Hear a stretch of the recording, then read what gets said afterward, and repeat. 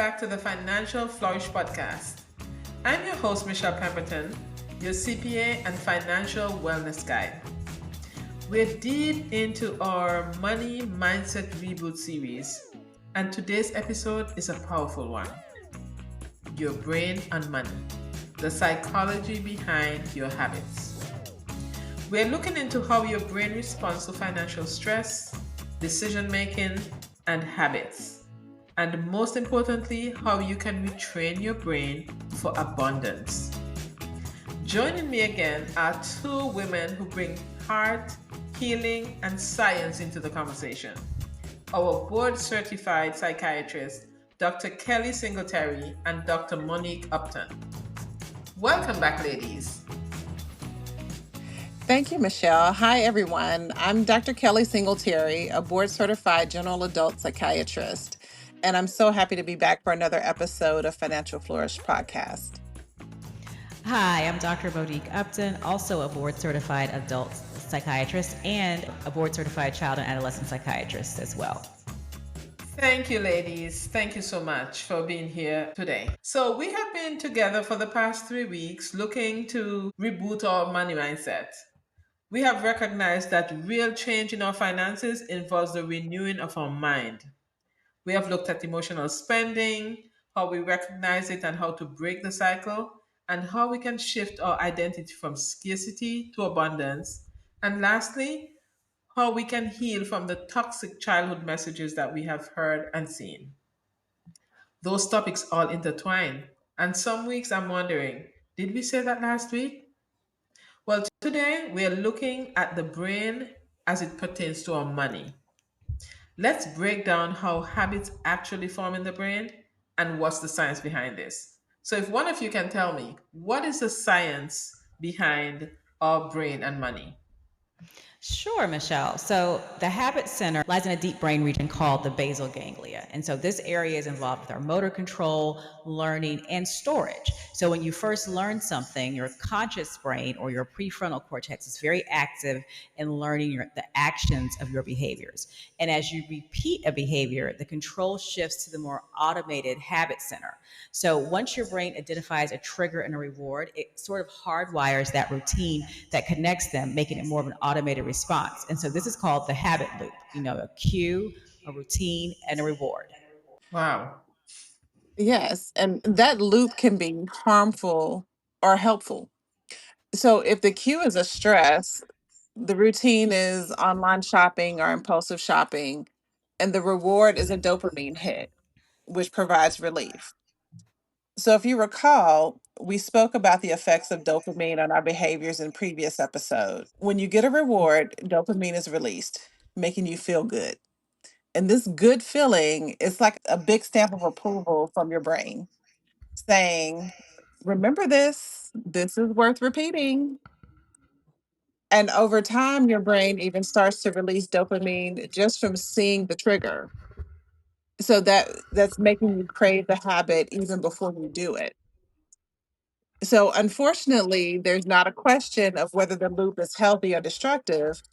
It just wants efficiency.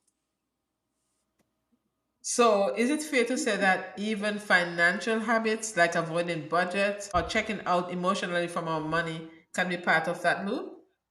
Absolutely. Avoidance often becomes its own habit loop. The cue is anxiety, the routine is ignoring the problem, and the reward is temporary emotional escape from that. And the more you repeat that loop, the more automatic it becomes. So your brain creates a shortcut and just runs it by default. So oftentimes you don't even know why you're doing something, why you keep repeating a behavior that's harmful to you, but it's because it's become automatic. Mhm. Wow. Well, I didn't know this. I didn't know that our brain runs on default based on our previous actions. So when we see people making the same mistake over and over, you're saying that maybe our brain is on autopilot? Yes, that is true, Michelle. And this is how those destructive cycles begin. So, again, I'm so glad that we're taking the time to look deeper into the why so that we can start to break these destructive financial cycles. So I know that we spoke about this during the last two episodes, but I just want to ask it anyway. I think it's worth asking. What happens neurologically when people feel shame or fear around money? Yeah, Michelle. So when you feel fear about money, like worrying about your bills, things of that nature, your brain interprets this financial threat much like it would a physical threat. So when we encounter a fear, the amygdala, which is the brain's alarm system, it triggers your body to activate that stress response. And so the stress response, your body releases these hormones, one being cortisol, which helps to kind of keep you alert, and then adrenaline, which prepares your body to activate that fight or flight response.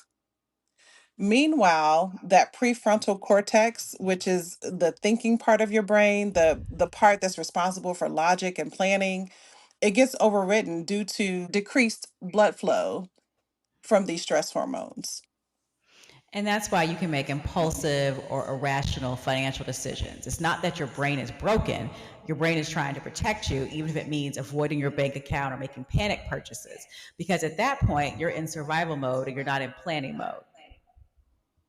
So, how about the scarcity mindset that we've been talking about? When people live as if there's never enough. So again, with the scarcity mindset, there's a perceived threat which triggers that fear response that we just discussed. So the amygdala, which is the brain's alarm system, is activated and that stress response is triggered. And the prefrontal cortex, which is our thinking brain, that gets hijacked. And so you're not able to focus on planning, problem solving, or long term decision making. And you're also more prone to tunnel vision. So you can't really see the big picture. And so studies have shown that people in scarcity mindsets make short term decisions that undermine their long term well being. And that's not because they're careless, it's just because their brain is locked in that survival mode. Wow. This is some heavy stuff that you're bringing on me here. And I know our audience is probably popping their eyes out and wondering, what's going on and how we can change that mindset. So let's get down to that. What about change? If our habits are rooted in neural pathways, how do we begin to rewire them for our good? Yeah, the wonderful thing about our bodies and about our brain is that it's programmed to try to fix itself. So neuroplasticity is the brain's ability to change. Every time you interrupt an old habit loop and choose a new response, you're building new pathways. Yeah, so for example, instead of impulsive buying when you feel stressed, you pause and you journal. So by taking that moment of mindfulness, you're strengthening the executive brain, your planning brain, and you're weakening that reflex loop. But this is not something that's going to happen overnight. You don't just do it once and all of a sudden you're cured. You've got to repeat those behaviors. So you have to repeat that pause and that change to do something different. So because you're not just changing your behavior over time, you're going to reshape your neural architecture. So what you guys are saying is that it's not about willpower, it's about wiring. Well, that gives us a lot of hope. Exactly. Exactly. hmm Willpower is limited, but rewiring through habit change, affirmation, emotional regulation, and practice, that's long term transformation.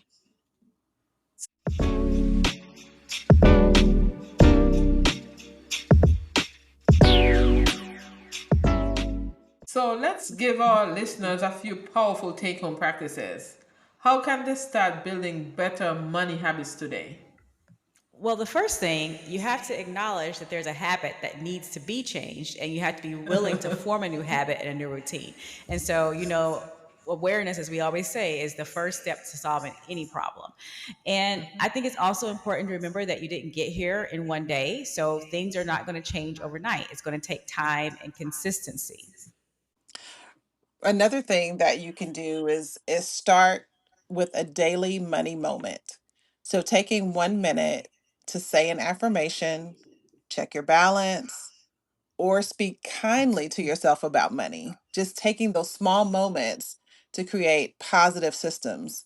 And that creates safety in your nervous system and it helps to reduce that perceived threat.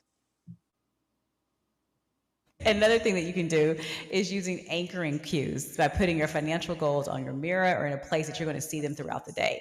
And so making, even when you plan your budget, light a candle before you do your budget. Create some sort of ritual that your brain associates with calm and control. I like that one. Light a candle, sweet smelling candle that you really like. Exactly. Right. Right. Setting a nice, calm environment. Yes. And being intentional, because a lot of times we only look at our money when there's some sort of crisis, some reason why we need to look and see how much we have. So getting in that habit of looking at your money and having that daily relationship with your money, then it's gonna help reduce that fear and that stress. Yes. Yes. I like the way you said that, the money relationship. I like that term. Another thing is practice urge surfing. And I think we kind of talked about this before in a previous episode. So when you feel a strong impulse to spend, delay, delay yourself. Yes. Make a Mm. rule that you will wait 24 hours before purchasing anything that's non-essential or even like big purchases. I practice this myself for sure. With doing that, you interrupt the emotional cycle and you give the logical brain, the thinking brain, time to assess whether this item has, true value, if it's something that you really need. And then as you wait, take some deep breaths. Write down what you're feeling. Many urges will pass if you can hold on and ride that emotional wave until the water's calm a bit, you know. Yes. And this is so doable. It's easy to do that. And it gives grace instead of guilt. So I like that. Yeah, it Yes. does. Yeah, Mm-hmm. especially when you get those sale notifications or your email and text messages, and you feel like Yes. you got to go buy it right then. And so if you Yes. wait, you may say, "Hey, I Right. really don't need that," or maybe I want to put my money towards something else. Yes. Exactly. Let those dopamine levels go down a bit. And you mentioned grace. Grace is the key to transformation. Judgment shuts down the brain, but curiosity lights it up. Yes. Very good. Very Absolutely. good. And let me just add one more habit that you can start. So combine a new money habit with an old routine. So let's say on Saturday mornings, you go out on your patio or to your kitchen counter to have your coffee or tea, read a book, whatever you do at that time. Why not start taking your budget with you at that time and making that a part of your 15-minute money date that we spoke about 2 weeks ago? And then after about 3 weeks, it's going to become an old routine and your brain will accept it as such. So that's just one example. There's so many other things you can combine. Mm-hmm. Very good. Well, I would like to add one as well. So you can get an accountability partner, someone who can walk alongside you and hold you accountable to your intentions. Now, if you're married, your spouse should be your automatic accountability partner, unless both of you have the same problem, because sometimes, both spouses are the same. Right. Right. And so if you have the same problem, then you need someone else to help you to be responsible. And Right. this would also, for single people, get someone who's not like you, who can help you be accountable to the things that you said you were going to do. And I think that's very important. And then once we start doing that and getting into the routine, I think our brain will go into default in the right direction. Mhm. Now, as we continue, can each of you give our audience a takeaway message? Yeah, absolutely. The one thing, Dr. Upton mentioned this earlier, but you didn't get here overnight. What we've been talking about, these habits, these thoughts, this mindset has been developed over years. And so it's going to take time for those changes to happen. It's going to take time to break those cycles. So, we mentioned giving yourself grace, allowing yourself to go through the process and giving yourself time to go through the process. Very good. Absolutely. Absolutely. I would just like to remind everybody, money is not going to ever make you happy, but having Mhm. control of your money and having a good relationship with your money makes it easier for you to figure out what those things are that actually make you happy because you don't have the Yeah. stress from the money clouding up your brain and keeping you from figuring out what you're really here to do. Wow. Thank you, doctors, for such insightful look into our brain. Because so often when we're talking about money, we don't look at our brain. But now you understand that you don't have to be hard on yourself because it's your brain that needs changing. Ladies, your brain is brilliant, and your habits are not your identity. They're your patterns. They're just patterns, and patterns can change.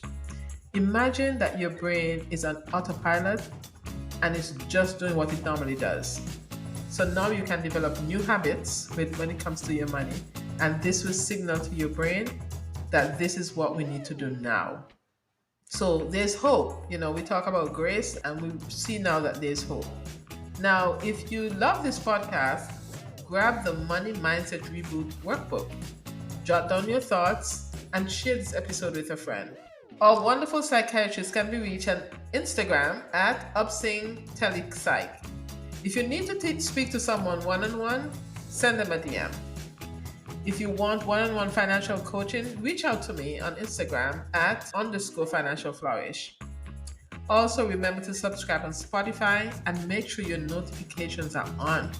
I still have persons telling me that they do not know when there's a new episode, but this is because you have to subscribe.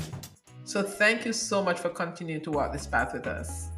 Until next time, ladies, take a deep breath. Love on your nervous system, retrain your brain, and take another step towards your financial goal. And don't forget to flourish.